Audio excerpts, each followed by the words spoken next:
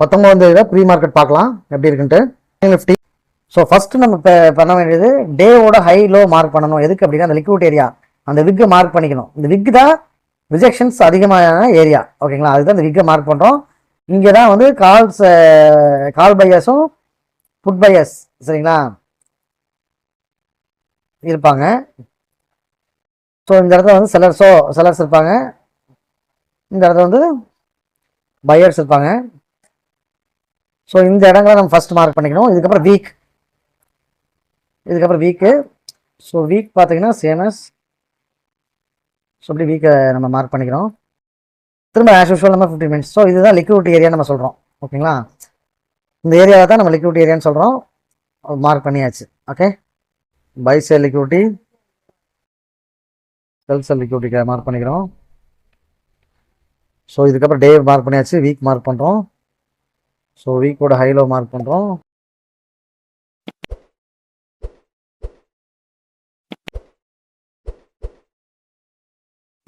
Okay, mark பண்ணியாச்சு.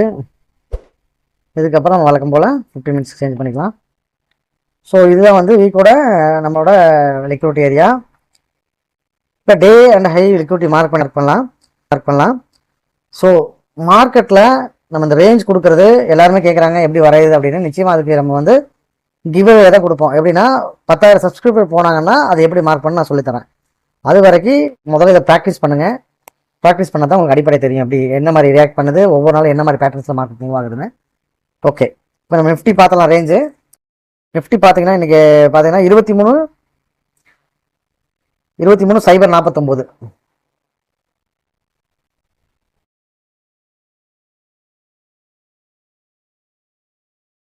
49.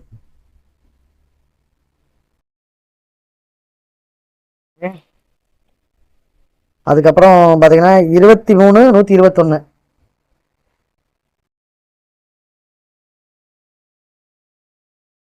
Okay, 22,828.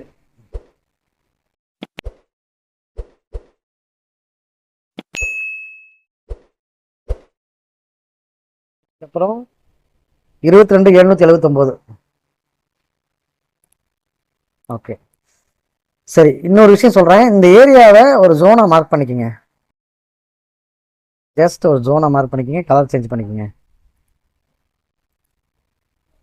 Okay, நான் ஒரு டார்க் கலரே வச்சுக்கிறேன்.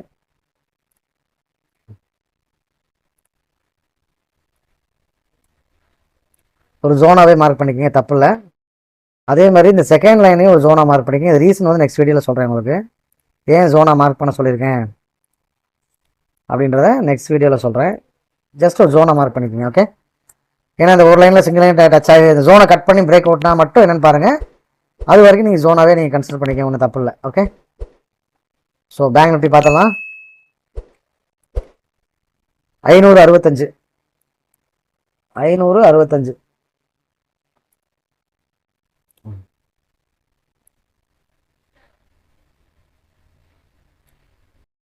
ஓகே, 50,516. 50,516.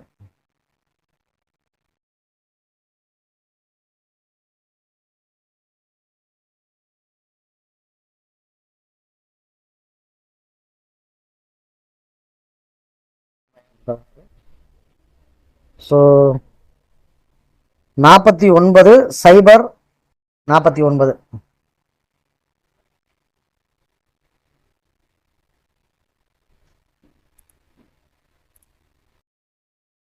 க்ளோஸராக கொடுத்துருக்காங்க.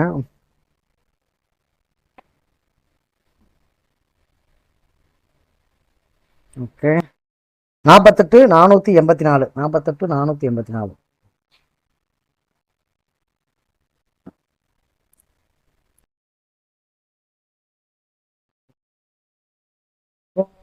இதான் நாளையோட லெவல்ஸ்.